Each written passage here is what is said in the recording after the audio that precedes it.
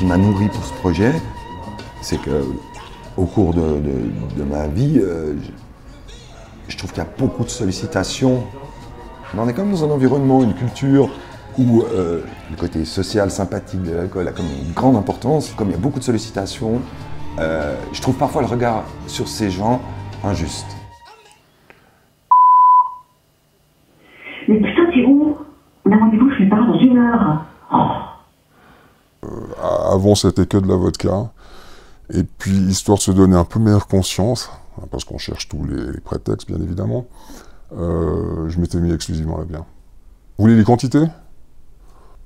Entre 5 et 8 litres de bière par jour. La consommation, elle a commencé à être importante à partir de 23 ans. Là, j'avais commencé ma carrière professionnelle et j'ai évolué dans un milieu où ils n'avaient pas trop l'habitude de boire de l'eau, que ce soit au lunch ou bien en fin de journée.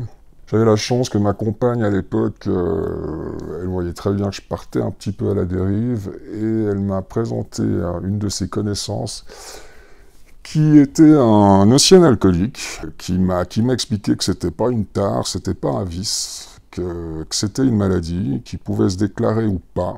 Grâce à lui, j'ai décidé de me soigner et je suis donc rentré dans une clinique de la côte vaudoise.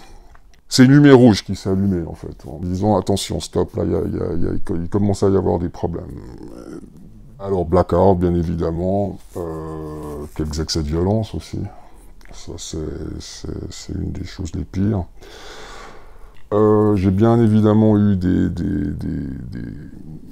des replongées, j'ai envie de dire, jusqu'à ce que j'ai une première alerte, c'est-à-dire que j'ai fait une pancréatite. La pancréatite m'a fait arrêter de boire quelques temps, mais ça m'a pas complètement fait stopper. Finalement, ce qui m'a fait arrêter à nouveau, c'était pour récupérer mon permis de conduire. Voilà. Parce que mon permis de conduire m'avait été retiré quand j'avais 30 ans, suite à de nombreuses infractions liées à l'alcool, uniquement des contrôles, Dieu merci, je n'ai jamais eu d'accident. Donc pendant 20 ans, je n'ai pas eu de permis de conduire.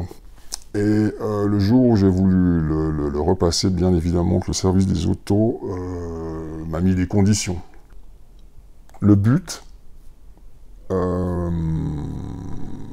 ce serait d'avoir évidemment une consommation modérée et contrôlée. Ça, c'est le but final. Maintenant, est-ce que je serai capable de le faire ou pas? Ça, je n'en sais rien pour l'instant.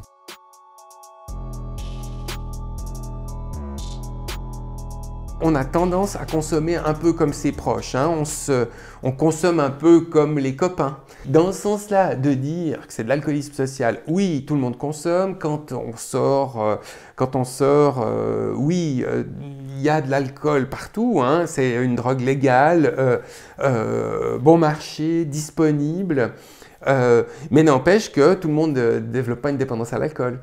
On est très inégaux face au risque de devenir addict à l'alcool, pour des raisons génétiques, pour des raisons de personnalité. Par exemple, des personnalités très impulsives, des gens qui ont des difficultés relationnelles, ils sont beaucoup plus à risque d'avoir des addictions. Très souvent, il y a derrière, mais un peu toutes les addictions, il y a des traumatismes, en fait. Il y a des traumatismes précoces. Et puis dans ce sens-là, on dit souvent, nous, que les addictions, c'est toujours des tentatives d'aller mieux. Il y a une personne sur deux qui, autour de 20 ans, boit beaucoup de manière occasionnelle. Et puis il y en a 1 sur 10 qui devient dépendant. C'est lequel? Hein, vous avez 10 jeunes qui font la fête, il y en a un qui devient dépendant parce qu'il a des facteurs de risque individuels. Et puis lui, voilà, c'est la victime.